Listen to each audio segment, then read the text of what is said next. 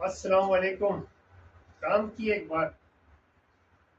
अभी मैं दुकान के अंदर आया तो मैंने देखा कि मुख्तलिफ तरीके के पौधे हैं, हर नस्ल के, हर लिहाज से। और ये इनको बहुत तरीके से ख्याल करते हैं, इनका इनका पानी डालते हैं, इनका इनको पे मेहनत करते हैं।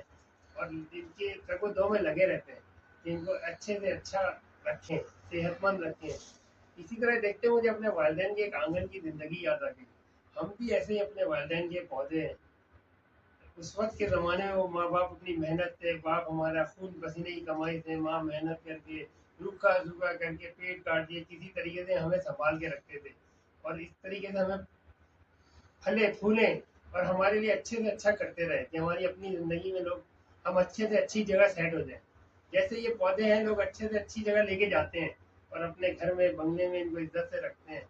तो हर की अपनी अपनी वैल्यू है, हर पौधे की अपनी जो है ना, जैसे पहचान है और अपनी कीमत है।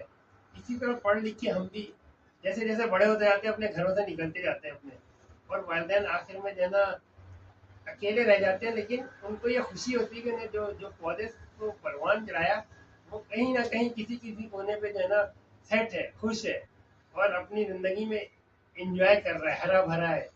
तो यही उनकी सच्ची और असली खुशी होती है। तो माँ बाप को जो है ना कभी भी जो है ना किसी की औलाद से कोई लालच नहीं होता है, बल्कि वो सिर्फ उनकी खुशी चाहते हैं।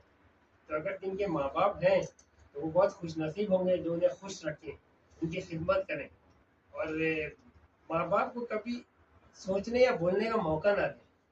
तो कभी ना सोचें कि वो अपनी ज़रूरतें बताएंगे, क्योंकि माँ बाप कभी अपनी ज़रूरतें नहीं बताते। सिर्फ वो आपका साथ चाहते हैं, आपकी इम्पोर्टेंस चाहते हैं। अगर आप जैसे हम, उन्होंने हमें सेंचा, हमें परवान चढ़ाया, अब उनकी, हमारा काम है कि उनका ख्याल रखें इन्हीं पौधों की तरह, उनकी देखभाल। तो बहरहाल, तो वो खुश नसीब है जो लोग अपने माँ बाप की खिदमत कर रहे हैं और उनके पास माँ बाप मौजूद हैं। अल्लाह ताला सबके माँ बाप को सेहत तंदुरुस्ती दे, और जो नहीं है उनको अपने जन्नत फिरदौस की आला मुकाम में जगह दे। और हम लोग उनके लिए सोर्स ऑफ सदका जारिया बनाए। फी अमान अल्लाह।